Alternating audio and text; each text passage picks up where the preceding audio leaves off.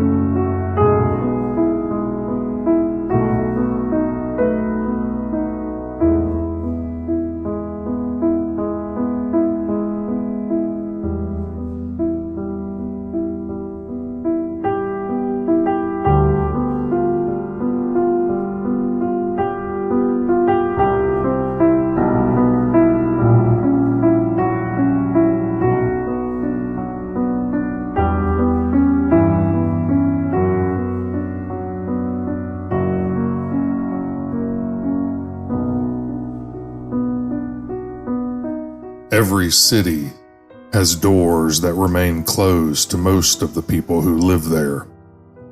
Ptolus is no exception, and those doors are usually closed for a reason. Castle Shard stands above the rest of the city like something out of a dream or a warning. Ancient walls, noble guests, crystal chandeliers, music echoing through marble halls, while below, the rest of the city drowns in smoke, blood, and desperation. In the docks and in Midtown, men kill one another for a handful of gold coins, while up in the nobles' quarter, fortunes and lives change hands over glasses of wine. What do you do when you are invited into that world? Do you trust it?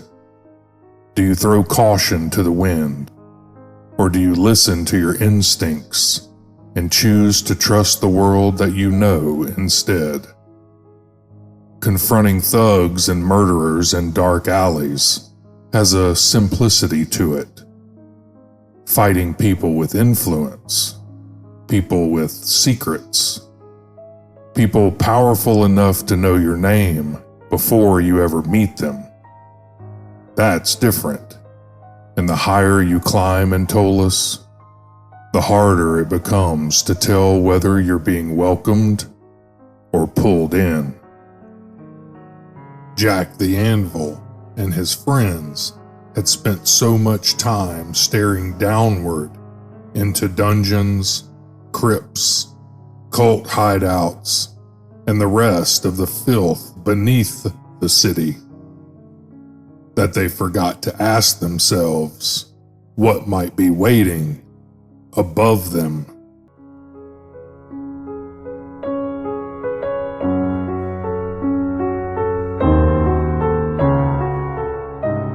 It all started with an invitation.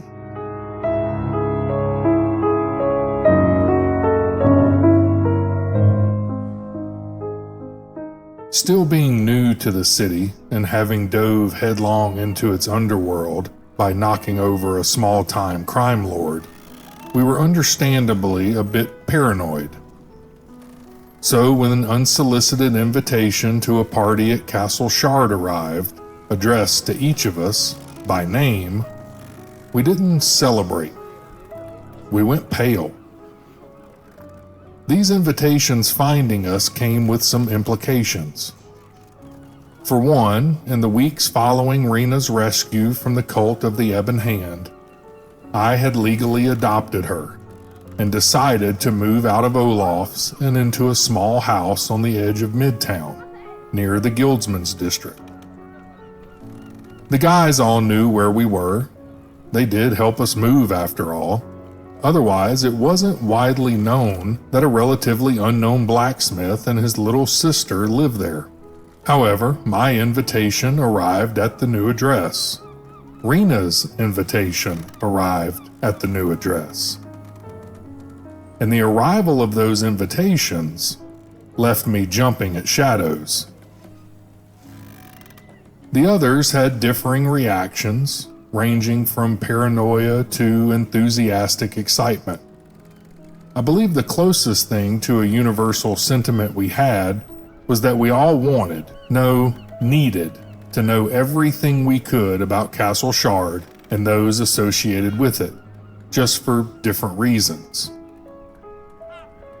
People were quick to share all of what they had heard or known about Castle Shard and its current lords, Zavir and Lady Rill.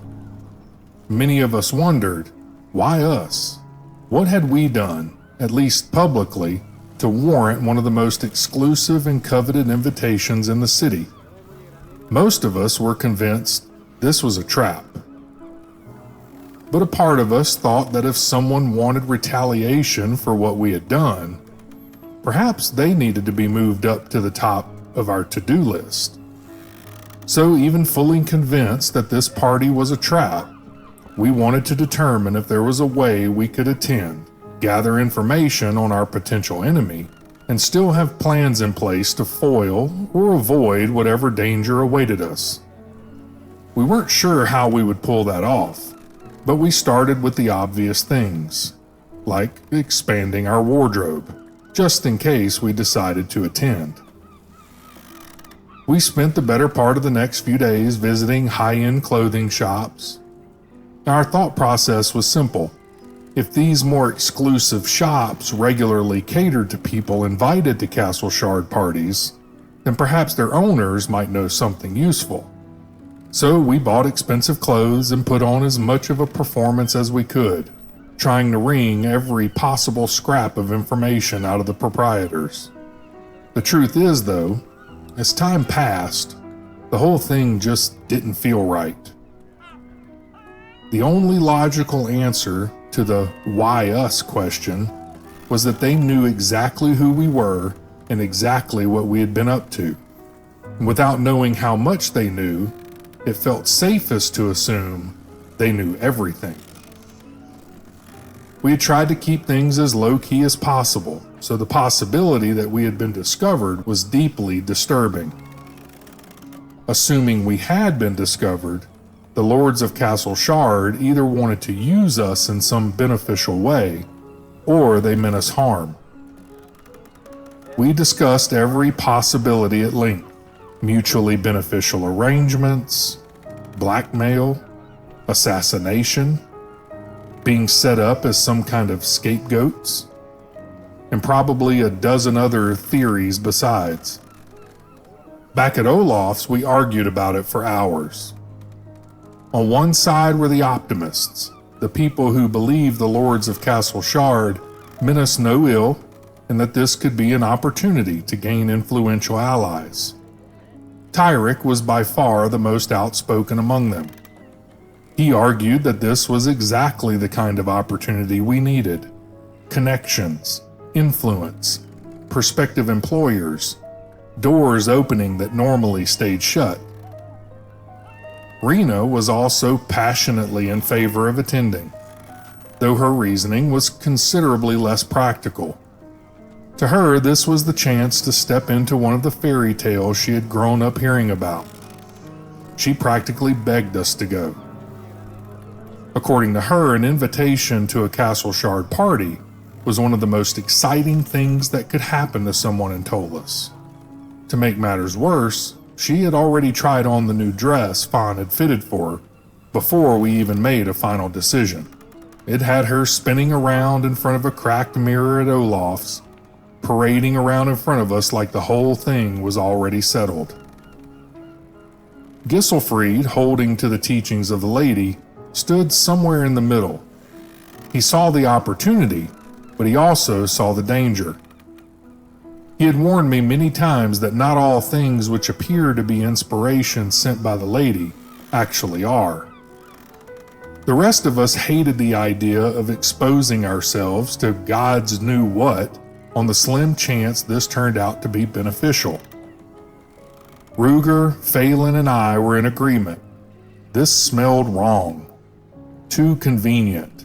Too soon after Cran. too soon after the Ebon Hand, too targeted. Castle Shard did not send invitations like this without a reason, and we didn't know what that reason was. So when the carriage arrived, we turned it away.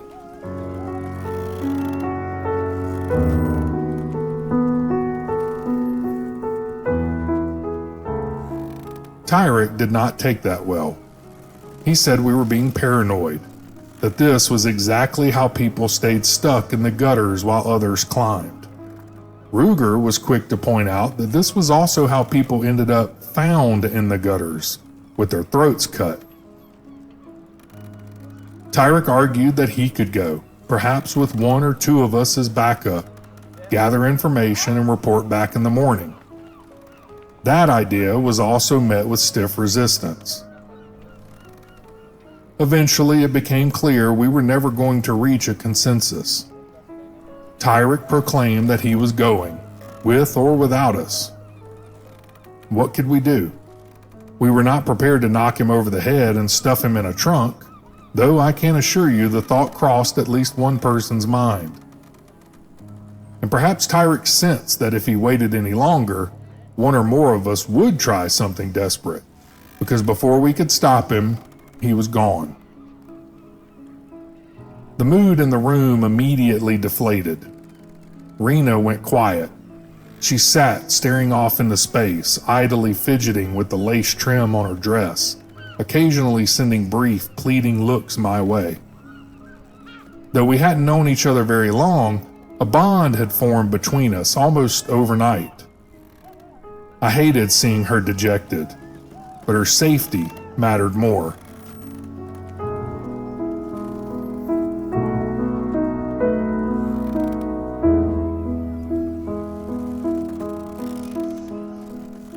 Time behaves strangely when you're worried. The sun sank slowly. Minutes crawled by like hours. We tried occupying ourselves with menial tasks, though that was difficult for me considering I no longer lived at Olaf's. And the longer we sat idle, the worse it felt. The invitations bothered me. Tyrek going alone bothered me. The possibility that this wasn't a trap and that we were potentially offending influential people bothered me.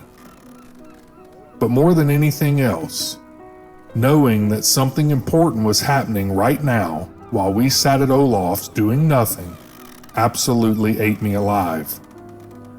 And judging from the others' faces, I wasn't alone. Playing it safe was new to us, and none of us liked it. Eventually, we began discussing the possibility of attending later in the evening. The logic was simple. If we arrived late, especially with Tyrek already present, then perhaps any plans aimed specifically at us would have already gone stale.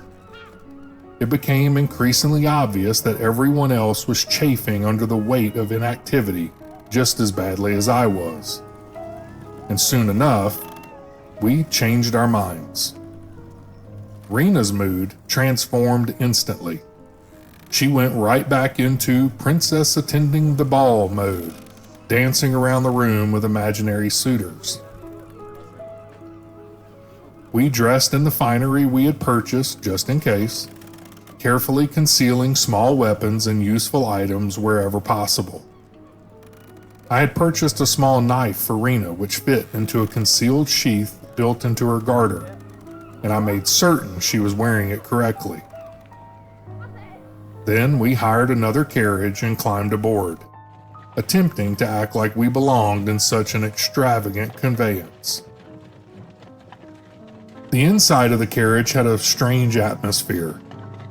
It was richly appointed with overstuffed seats covered in deep burgundy leather. The windows had armored panels mounted on ornate hinges, and fine crushed green velvet curtains framed the glass. It should have felt secure, comfortable, elegant, but the occupants ruined the illusion. We sat there in our expertly tailored formal wear with grim expressions, constantly scanning for danger. an elf, a dwarf, a handful of young humans, and one wildly overexcited teenage girl trying very hard not to explode with joy. Rhena's battle that night was not against assassins, traps, or conspiracies. Her battle was containing herself from erupting with excitement.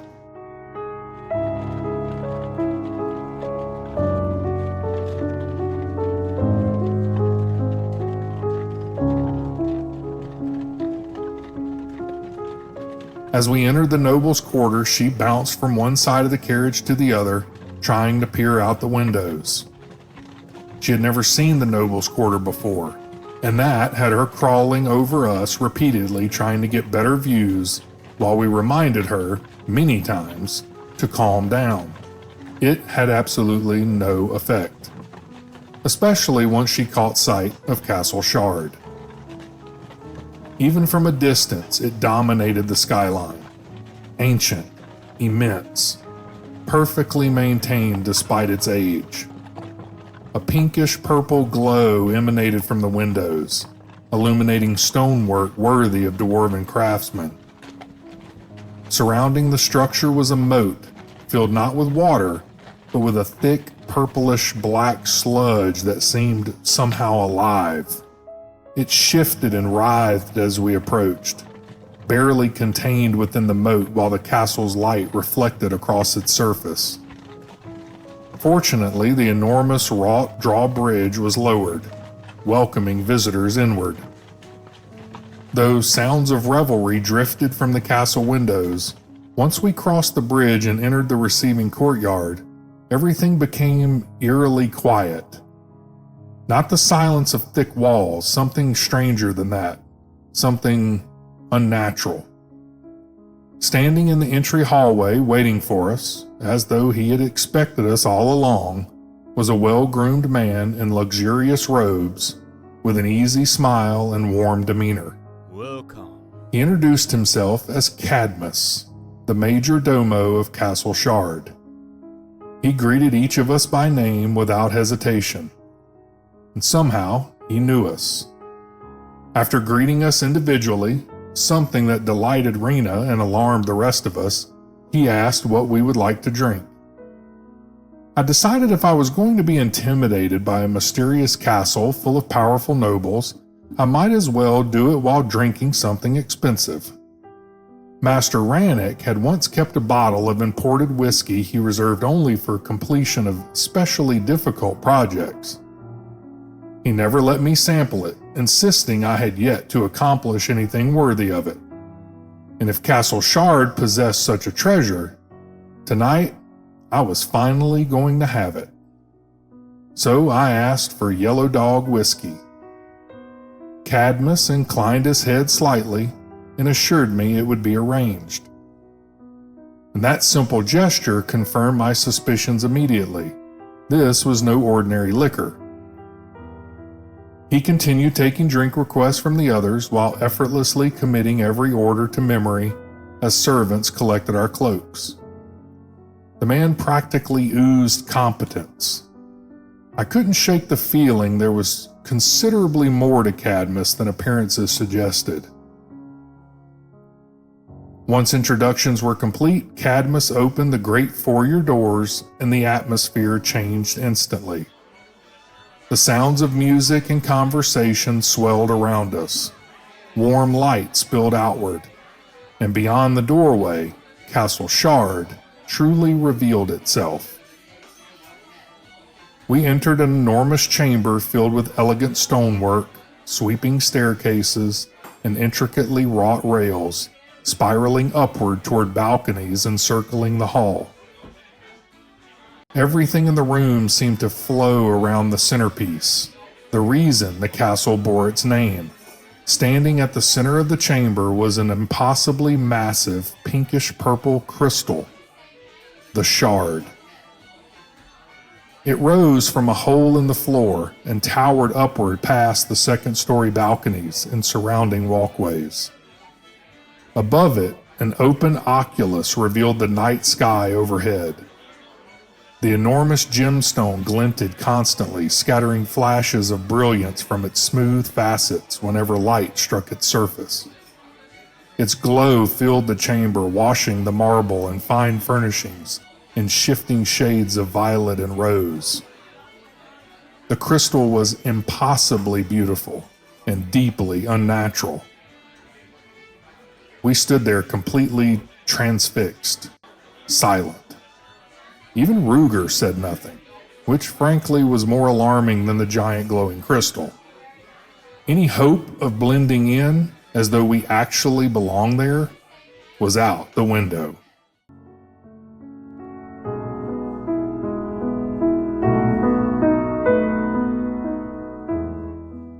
An unexpected reunion.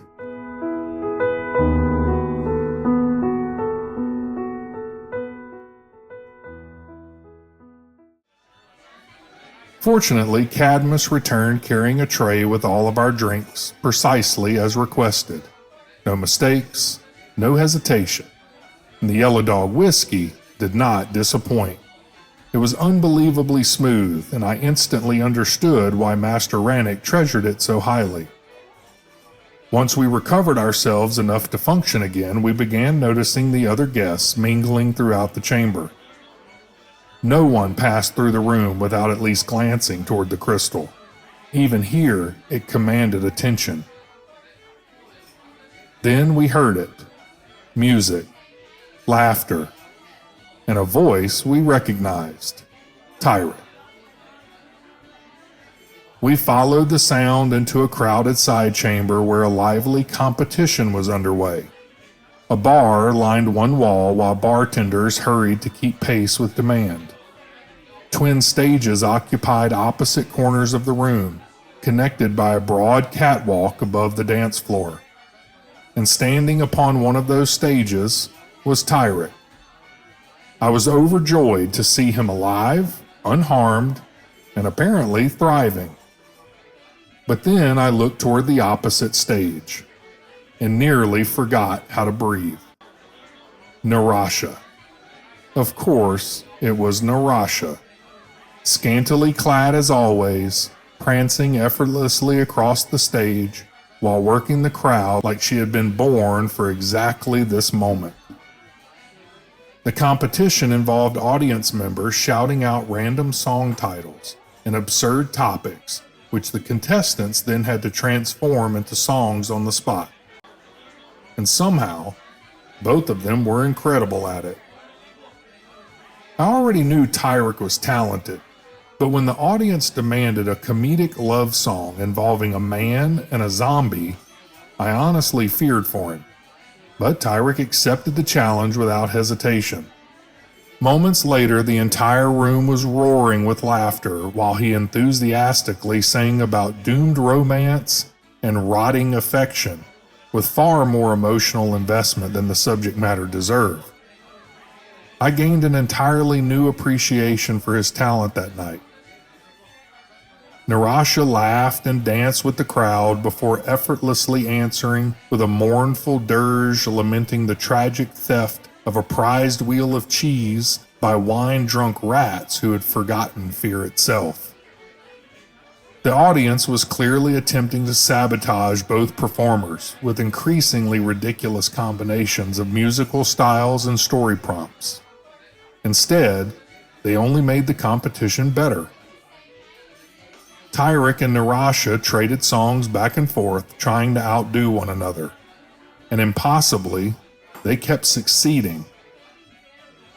Rheena grabbed my hand and insisted we dance. The poor girl was so overwhelmed with excitement, I honestly feared she might explode if she didn't burn off some energy. I had never seen such joy on her face, and seeing her that happy did something to me I struggle to describe. The dance floor soon devolved into chaos. Partners switched constantly. At some point, Rheena and I became separated entirely as the crowd carried us in different directions. I found myself dancing with noblewomen I would never have spoken to under any other circumstances. But beneath the spell of the music, and perhaps beneath Narasha's strange influence, Nobody seemed interested in station or status any longer. Only joy, only revelry. Narasha shone on that stage like a star, completely in her element. At one point, our eyes met as I danced past the stage, and she smiled. God's help me, that smile.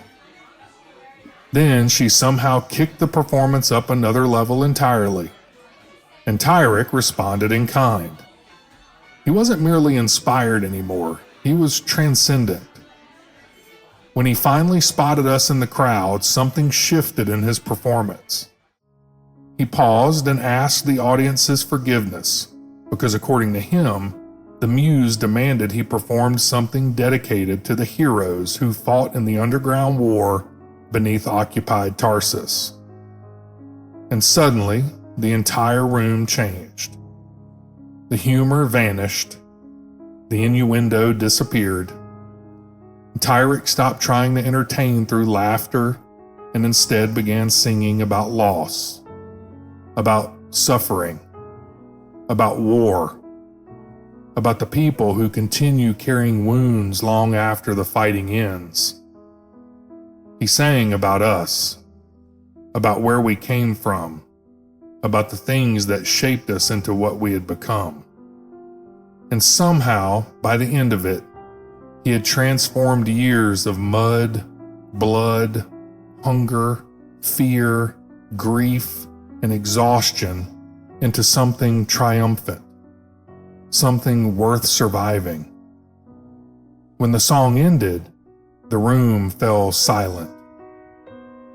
I realized tears were running down my face, not only from the memories, but from the care in which Tyrek had laid bare our pain in front of a room full of strangers who never realized who the song was truly about.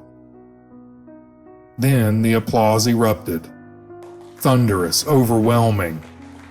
Rheena had been cheering wildly until she noticed the effect the song had on the rest of us. I watched realization slowly spread across her face as she understood. Tyrek had been singing about us.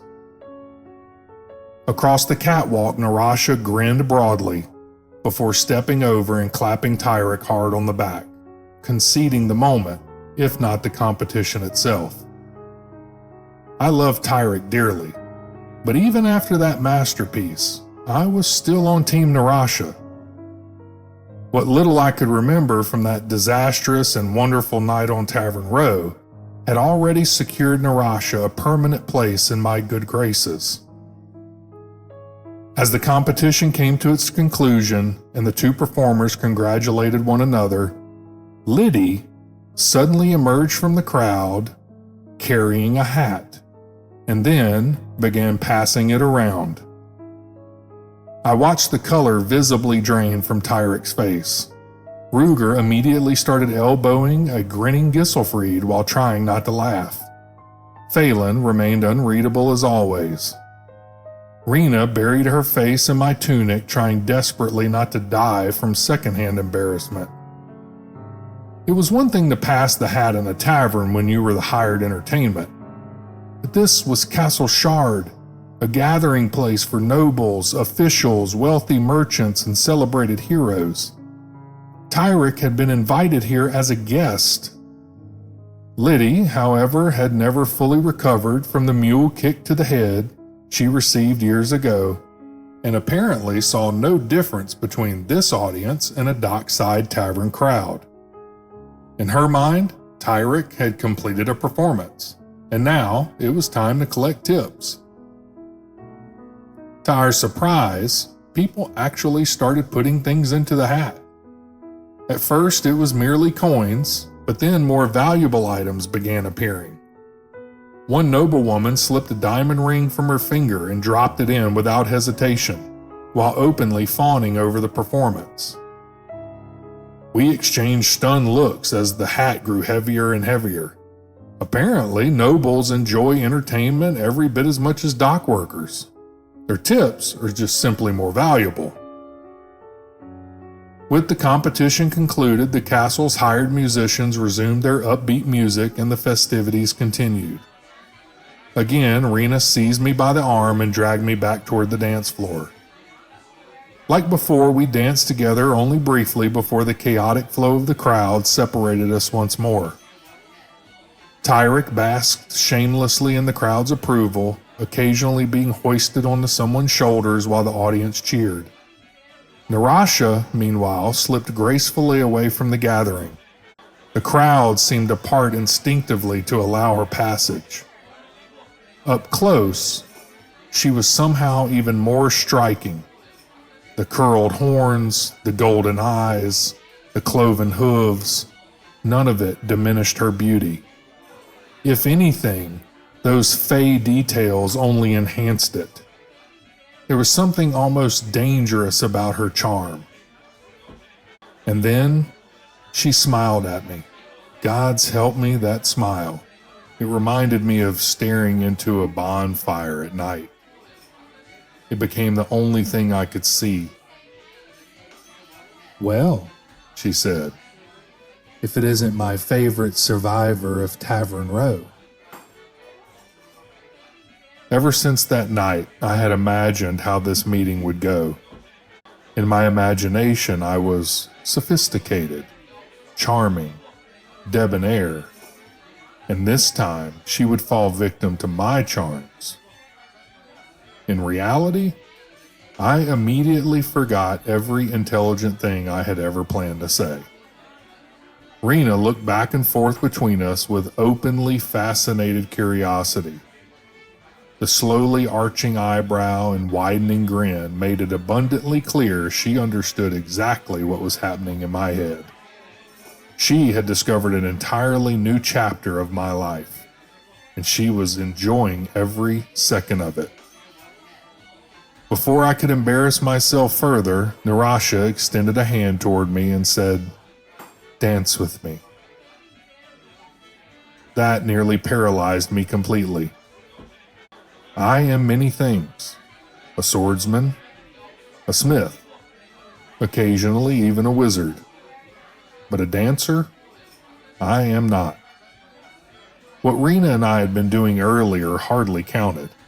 A significant portion of our dancing involved me throwing her around while she laughed hysterically. The noblewoman I had danced with earlier would likely never see me again, so embarrassing myself in front of them mattered little. This was different. This was Narasha. And somehow, for reasons I did not fully understand, I cared very much what she thought of me. Refusing her was impossible, so I let her lead me out onto the dance floor as the musicians struck up another tune.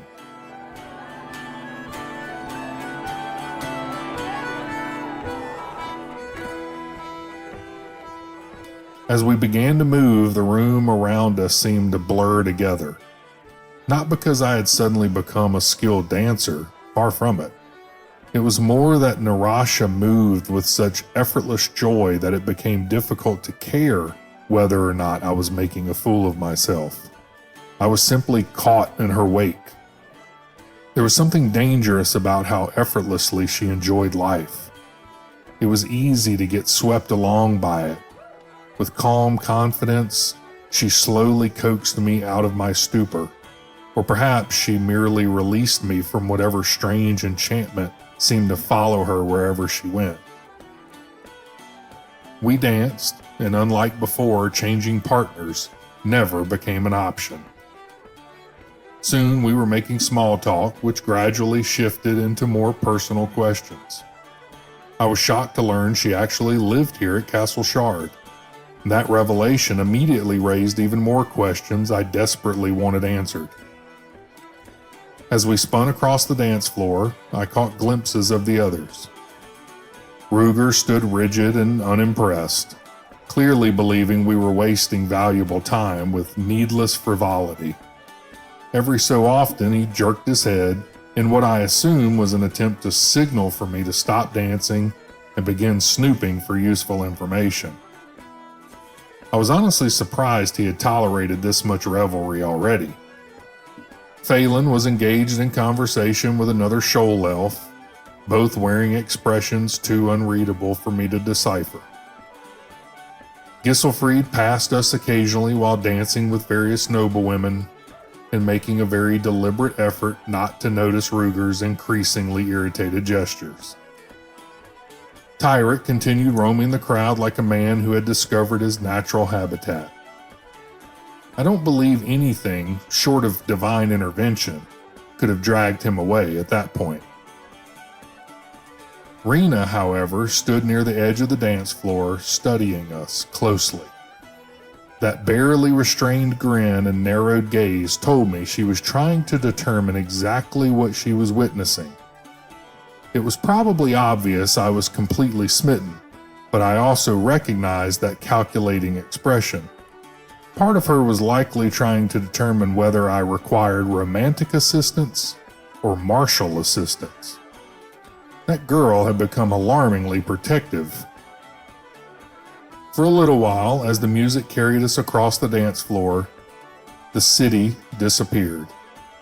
The danger, the cults, the gangs, the blood, all of it faded into the background. Eventually, as predicted, Ruger reached his limit. He marched directly onto the dance floor to physically retrieve us. I believe his exact words were something along the lines of, "Quit being dumbasses. We're here for a reason." That snapped me back to reality immediately. We were still deeply paranoid after everything that had happened over the previous weeks, and none of us wanted to become separated from the others. If one person left, we all left. Tyrek and Narasha bade one another farewell, both graciously declaring themselves the true victor of the evening's competition. But before we departed, I needed to leave Narasha with one final impression. So I approached her and said, "Good night and farewell, my goddess of revelry." Apparently, she appreciated the title, because without warning, she grabbed my hair in both hands, dragged my face down to hers, and kissed me passionately right there in front of everyone. Then she leaned close and whispered into my ear, "Meet me on Queen's Day, the 16th, at the Three-Horned Goat in Nerid." And then, just like that, she melted effortlessly back into the crowd. I stood there in a complete daze, again, nodding stupidly, until Rheena finally grabbed my hand and physically led me away. As we departed, I kept glancing back over my shoulder, trying to catch one more glimpse of her among the crowd. And every time I did, there she was, smiling, radiant, impossible not to watch. Naturally, Rheena noticed immediately. She looked up at me wearing the sort of expression normally reserved for someone trying very hard not to laugh. And then she asked whether I planned on putting my tongue back into my mouth anytime soon. I attempted to recover, poorly. I tried insisting it wasn't like that, but even I could hear how obvious the lie sounded. Reena's grin widened mischievously, and I knew immediately that she intended to make me suffer for that lie later.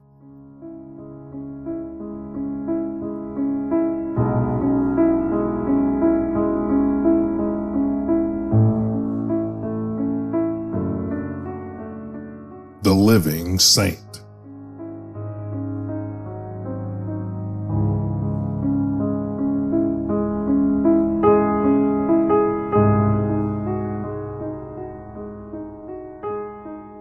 We wandered the castle for a while after that, not aimlessly so much as simply trying to take it all in.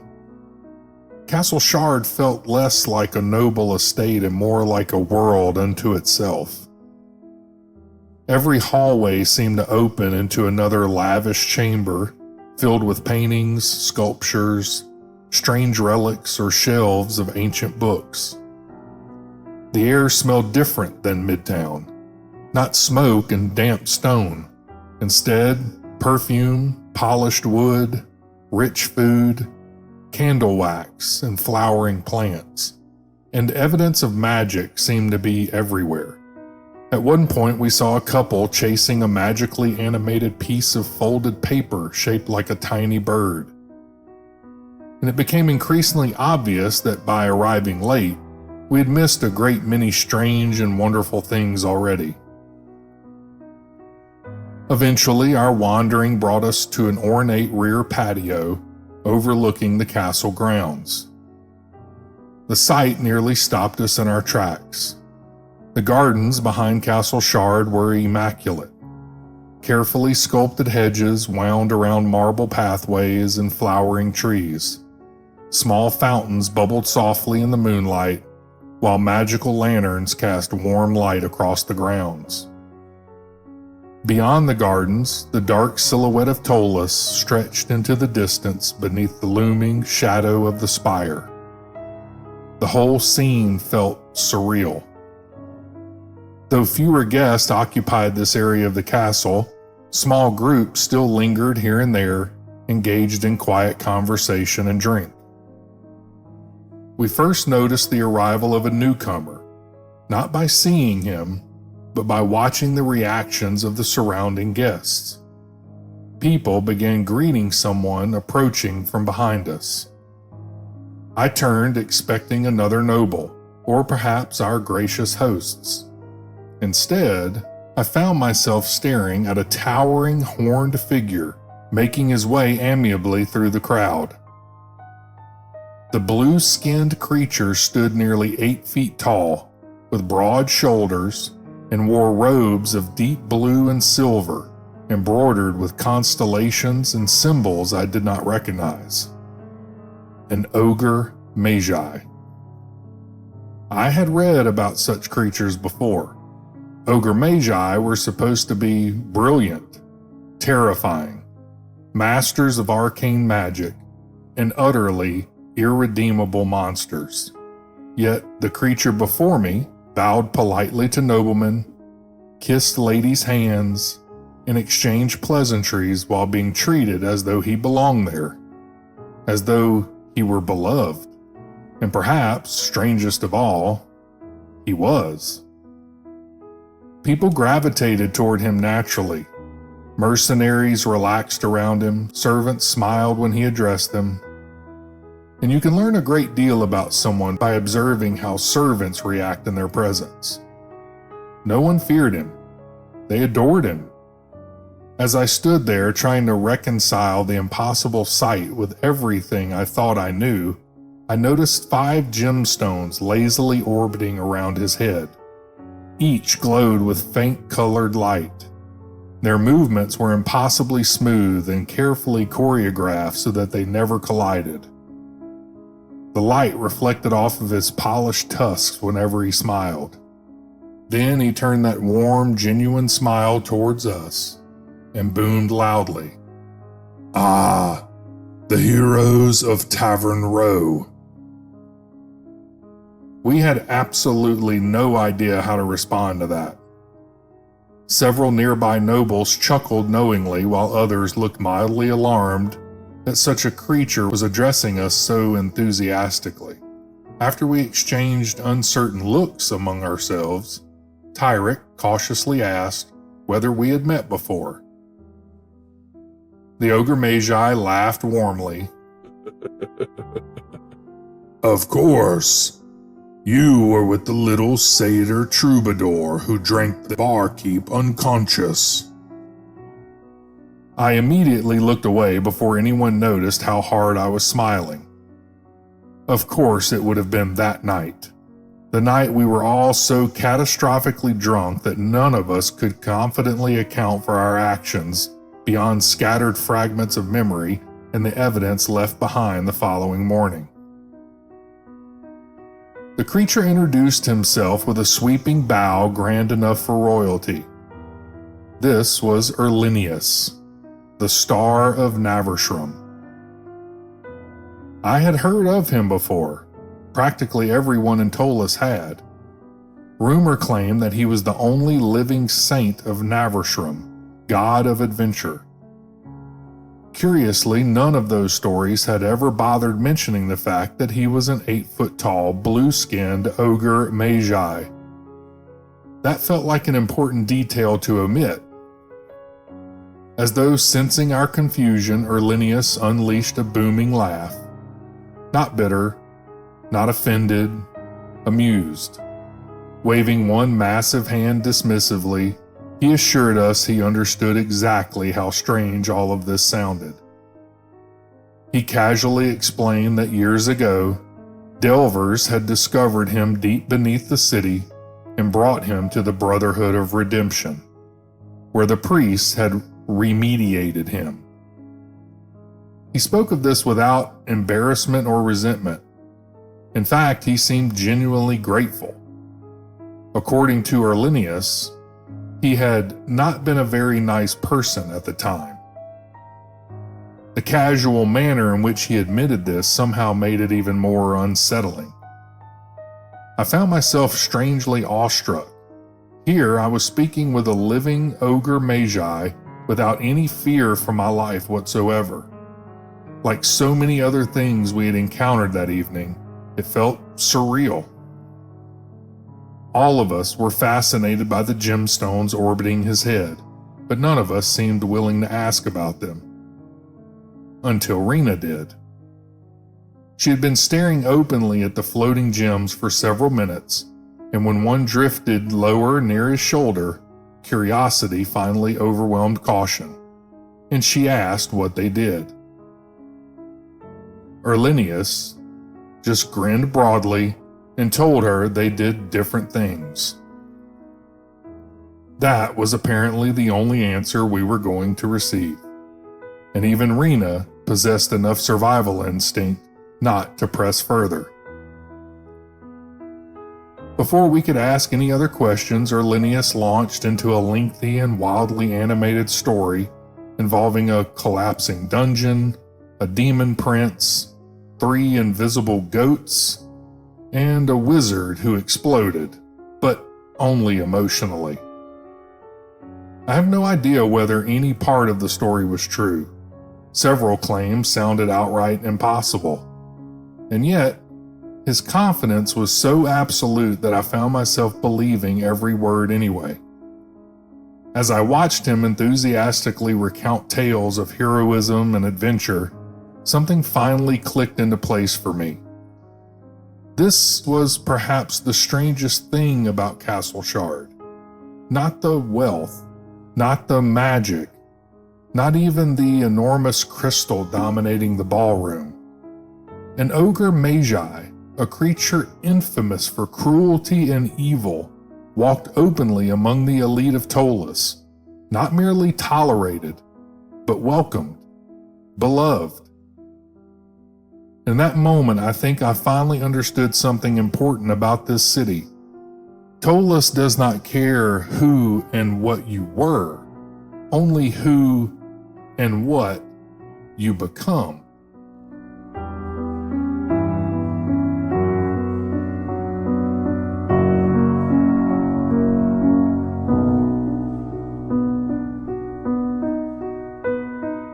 And then comes the offer.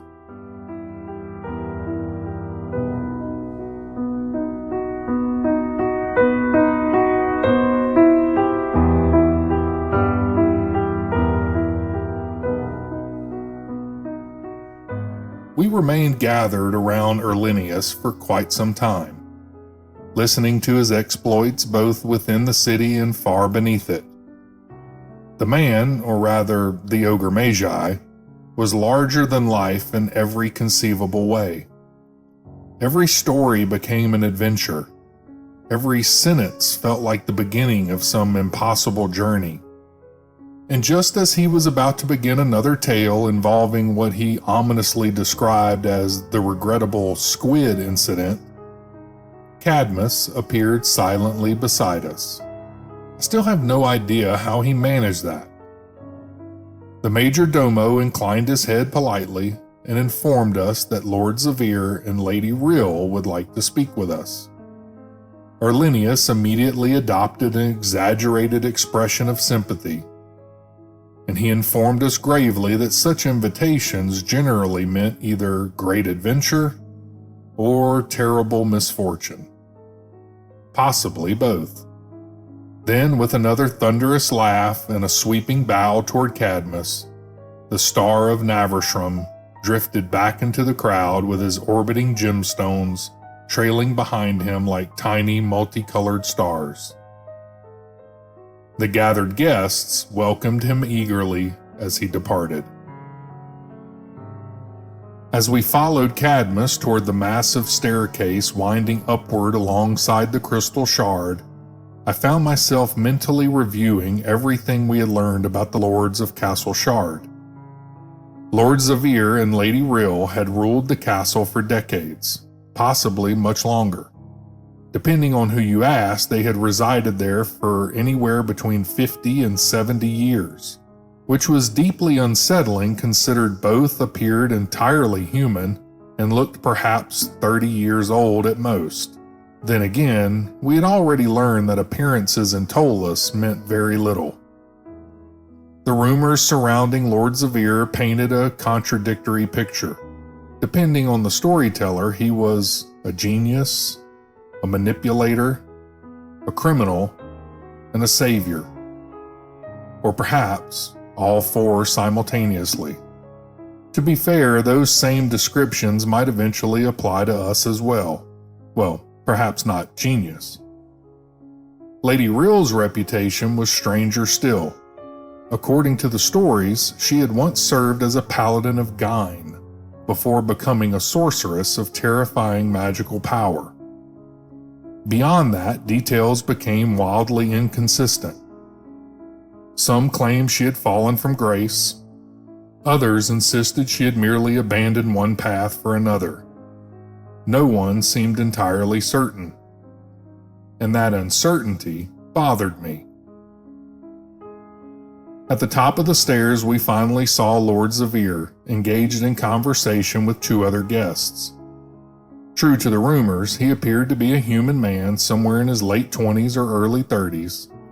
His grooming was immaculate, his clothing perfectly tailored and adorned with fine jewelry. Not a single hair sat out of place in his dark hair or carefully trimmed beard. He carried no weapon whatsoever. Then again, why would he need one in his own home? Cadmus moved forward silently and announced us before introducing the two guests accompanying Lord Zavir. One was Commander Omen Dran, one of the 12 commanders serving beneath the Commissar himself.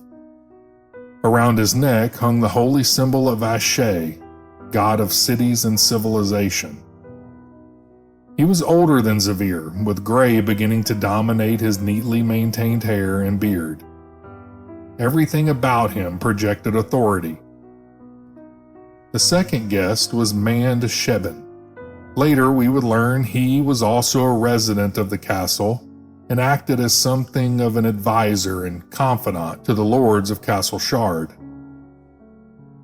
Unlike Commander Dran, Sheben looked perpetually amused, as though he knew secrets the rest of us had not yet caught up to. By this point in the evening, Ruger had reached the absolute limits of his tolerance for polite socializing. He had spent most of the party visibly resisting the urge to demand we get to the point already. So, naturally, he did exactly that. With all the subtlety of a hammer strike, Ruger dismissed the pleasantries and bluntly asked Lord Zavir why exactly we had been invited. To our surprise, Zavir laughed. Not mockingly, genuinely. It was almost as though Ruger's refusal to engage in social games amused him, or perhaps impressed him. The rest of us exchanged confused looks while wondering if Ruger was somehow secretly the most charismatic member of our group. The possibility disturbed me. Excusing himself from the gathering, Lord Zavir led us away toward his private office, where finally the masks began to come off and real business could begin. The office itself was elegant but practical. Maps covered one wall while books and scrolls sat stacked neatly across a large desk. Compared to the rest of Castle Shard, the room felt restrained. Still expensive, still refined, but functional. This did not feel like the office of a noble obsessed with luxury. It felt like the headquarters of someone quietly shaping the city from behind the scenes. Across the room reclined a young woman with long dark hair, wearing what initially appeared to be an elaborate gown. Then I realized the dress was literally made of flowing water. Not fabric designed to resemble water, actual flowing water. This could only be Lady Rill. To be perfectly honest, I found the entire interaction immediately irritating. Ruger had already made it abundantly clear that formalities were unnecessary. But even so, when Lord Zavir casually introduced us to Lady Rill, she barely reacted at all. At first, I assumed she was intentionally ignoring us. Then I realized something stranger. Her body was present in the room, but her mind was somewhere else entirely.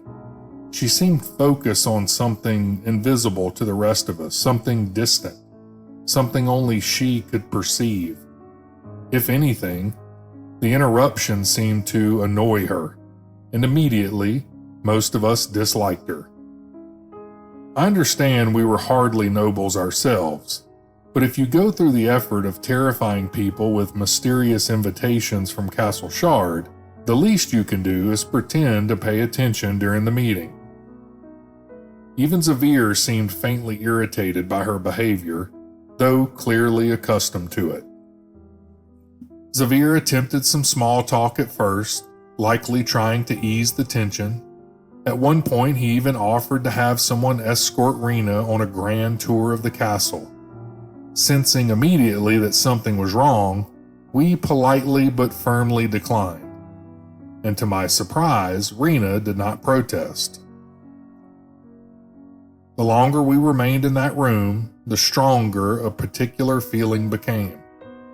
This was not merely a conversation between unequals because of status or wealth. That wasn't it. The problem was that they already knew things about us we had never told them. It wasn't entirely clear what they knew, but it was obvious this meeting existed because of something we had done. Eventually, the obvious question emerged. Why are we here?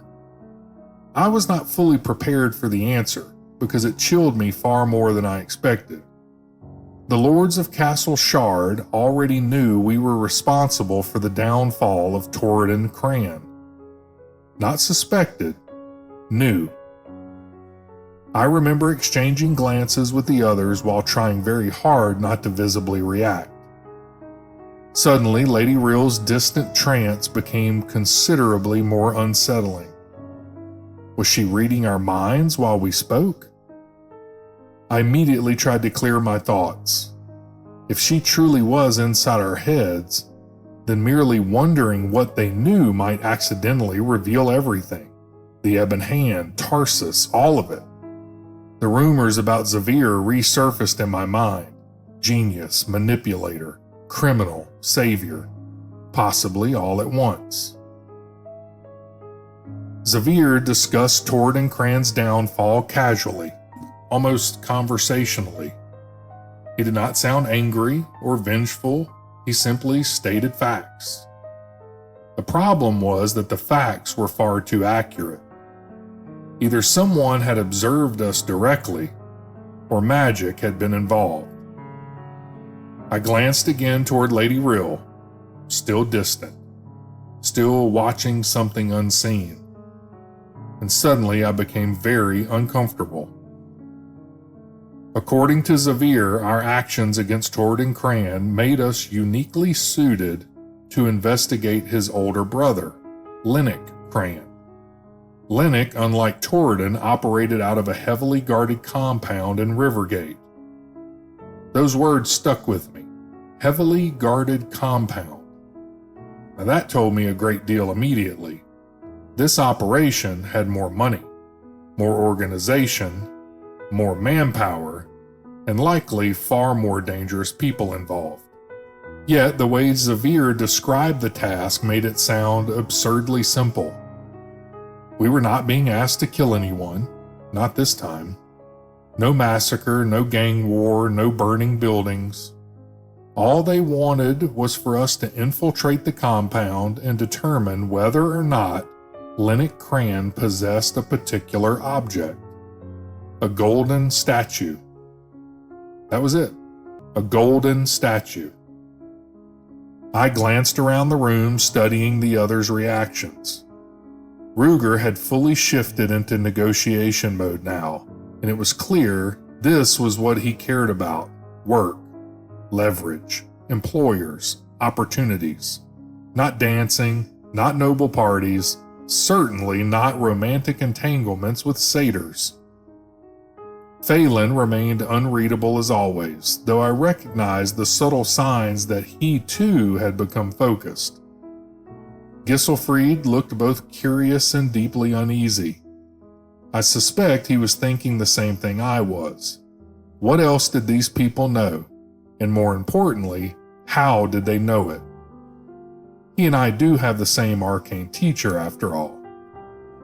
Tyrek, meanwhile, looked ready to accept the job immediately, without hearing another word. The man practically vibrated with excitement. Then I looked at Rheena, and instantly regretted not sending her on that castle tour. Her eyes were enormous. She had clearly entered full hero worship mode. She already knew we weren't ordinary dock workers, but hearing Lord Xavier casually summarize how we had stormed the headquarters of an entire criminal organization and nearly wiped them out without suffering a casualty had apparently convinced her we were secretly legendary adventurers. At that point, I knew no party vote would be necessary. We were absolutely doing this.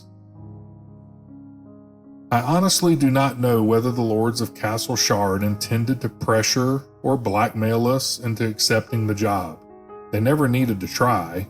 Curiosity had already taken hold, and beneath the fear and suspicion, so had ambition. We began asking for details regarding the statue, and quickly discovered how little they actually knew, or perhaps how little they were willing to share. They thought it might be of a man, but they couldn't tell us how large it was or whether it was a bust, full statue, miniature, or life-size figure. Only that it was gold and extremely important. Important enough that Lord Xavier was willing to pay us 2,000 gold thrones merely to confirm whether or not it existed within the compound. We didn't even need to steal it. Only verify its presence or absence. 2,000 gold thrones. For a group that still largely lived out of Olaf's flophouse, that amount of money barely sounded real. Xavier also informed us that Torriden Cran was supposedly seeking outside assistance with some matter, meaning there might be an opportunity to gain access to the compound under false pretenses. Again, everything felt too convenient. The timing, the invitations, the fact that these people knew exactly who we were and what we had done. And through all of this, Lady Rill remained silent, watching, listening to something none of us could perceive. The more time I spent in that room, the more I found myself cultivating an active dislike for her. Perhaps it was unfair, but she made it abundantly clear we were beneath her attention, beneath her concern. She and Xavier had summoned us here, and she would barely acknowledge our existence. If you ask me, the woman was at least slightly off her rocker. Still, 2,000 gold has a way of overwhelming good judgment. And if I'm being completely honest, curiosity had already sunk its hooks into most of us long before we entered Castle Shard.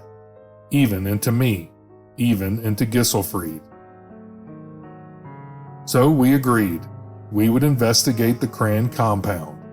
We would determine whether or not the mysterious golden statue was there.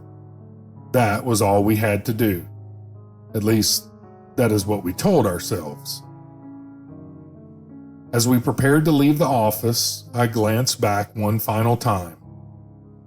Lord Zavir had already returned to studying documents on his desk, as though our meeting had simply been another small task completed during a busy evening. But Lady Rill, for the first time since we entered the room, she was fully present and staring directly at me. Not at the group, at me. I could feel her attention, heavy, focused, intent. Her expression betrayed nothing. No smile, no threat, no anger. Just absolute attention.